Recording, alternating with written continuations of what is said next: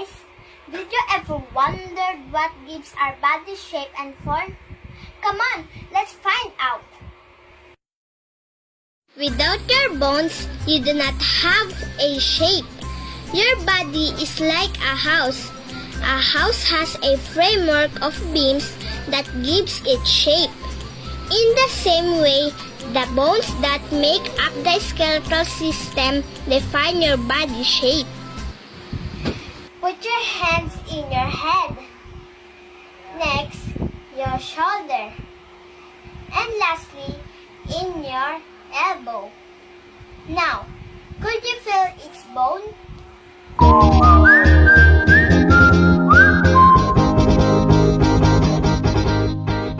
In this chapter, we shall learn about the skeletal system. Bones are made up of hard pieces of body tissue. Bones have tough outer tissue, a layer of compact bone, and a marrow. What is compact bone? The compact bone is the one that gives the shape and strength to the bone. It is made up of minerals like calcium and phosphorus. There is a softer and lighter bone called spongy bone. Like a sponge, it has lots of open spaces and holes in it. The marrow is what fills the space inside the bone. There are two kinds of marrow. Red marrow. The red marrow is where red blood cells are manufactured. And yellow marrow. Yellow marrow is where fat is stored. Moreover, the red marrow is found in flat bones like the ribs and also in the spongy ends of long bones. Every day, the red marrow makes 200 million new red blood cells. It also makes white blood cells that guard our bodies from infection. Without the white blood cells, you will become sickly. The yellow marrow is found in the central cavity of long bones. The skeletal system is made up of bones. There are two main bones that we need to know. One is the skull and another is the spine. All other bones are attached to the spine. Bones are put together or connected by ligaments. The point where bones are connected by ligaments are called joints. A ligament connects a bone to another bone at a point called joint. Try to sit still in your chair. After 3 seconds, stand up. How the skeletal system enables us to move. This activity describes how our skeletal system helps us sit down and stand up. We can sit because the bones in our legs can bend following the shape of the chair. We can stand without falling because our feet are not pointed like toothpicks. Our feet stand flat on the floor.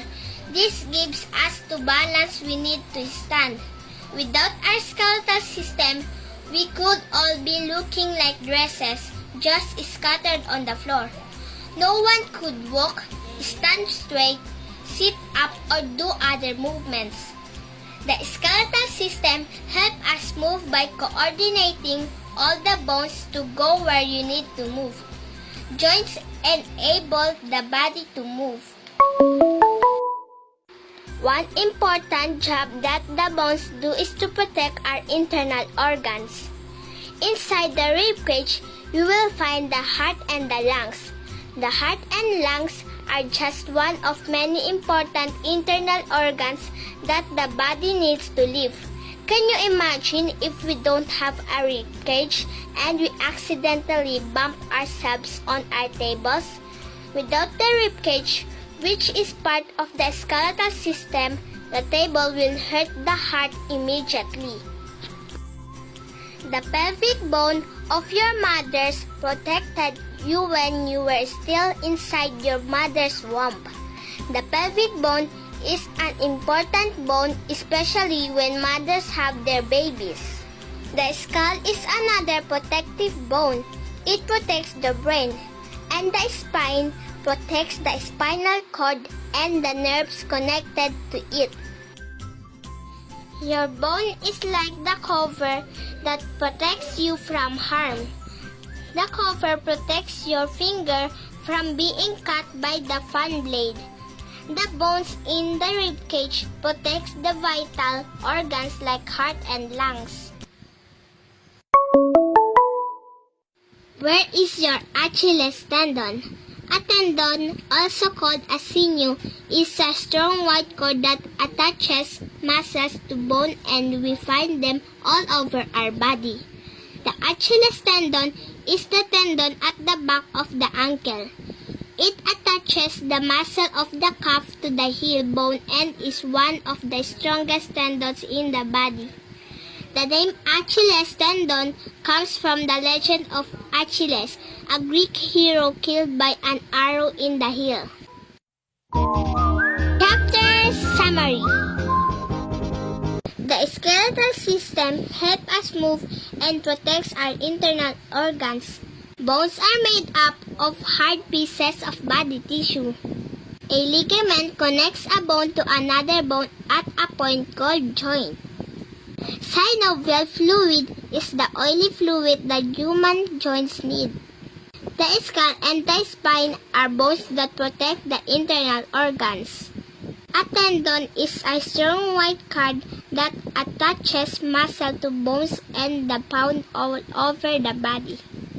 The smallest bone in the body is called stirrup. And this is the end of the skeletal system. Thank you for watching.